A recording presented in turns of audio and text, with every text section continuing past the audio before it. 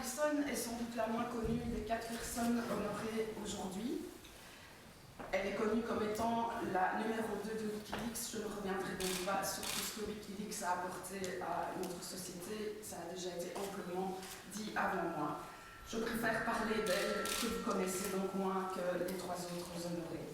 Elle est journaliste britannique, chercheuse en droit, était réputée pour son sens de l'investigation et ses articles critiques sur la violation des droits de l'homme et les dérives gouvernementales. Elle rejoint Wikileaks en 2012, donc elle devient donc l'éditrice numéro 2 et participe dès lors étroitement et avec un certain danger dans cette difficile entreprise de divulgation des secrets dans l'intérêt du public. Elle s'est rendue quand même célèbre en juin 2013 quand elle a rejoint à Hong Kong Edward Snowden, qui vient de livrer à des journalistes américains et à Wikileaks les documents secrets de la NSA. Elle l'aide, au péril de sa propre vie, à quitter Hong Kong en urgence pour échapper à une extradition vers les États-Unis et à obtenir l'asile en Russie. Elle restera bloquée avec lui 39 jours dans la zone de transit de l'aéroport international de Moscou. Et quand elle repense à cette période, elle ne comprend toujours pas comment Julian a pu rester 7 ans enfermé dans l'ambassade d'Équateur. Et puis elle reste avec Edward Snowden les premiers mois de son exil forcé à Moscou.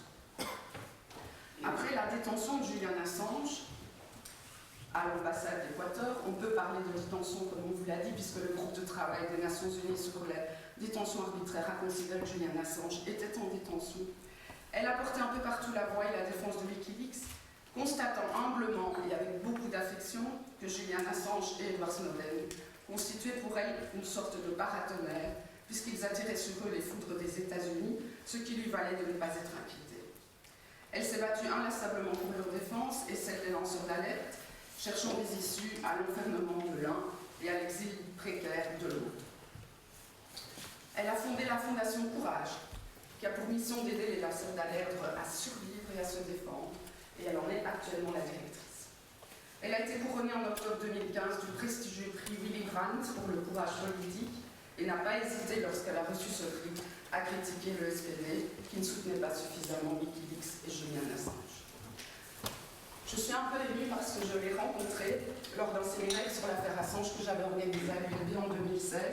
Elle est rayonnante, chaleureuse, extrêmement sympathique, intelligente et combative. Elle s'est installée à Berlin, craignant les poursuites de son État, la Grande-Bretagne. Elle est aussi mentionnée dans le dossier Wikileaks pendant devant le grand jury aux États-Unis et vit cachée dans l'angoisse, comme Vincent Engel vous l'a expliqué tout à l'heure, depuis avril dernier, lorsque Julian Assange a été arrêté et emprisonné à la prison de Belmarsh. Nous n'avons presque plus de nouvelles. Elle ne répond plus, même plus sur signal. Je suis en contact avec son représentant. Je ne suis donc pas peu fière de lui décerner aujourd'hui, au nom de Carta Academica, l'Académie Honoris Causa, pour ses combats pour la liberté de la presse et son travail pour la protection des lanceurs d'alerte.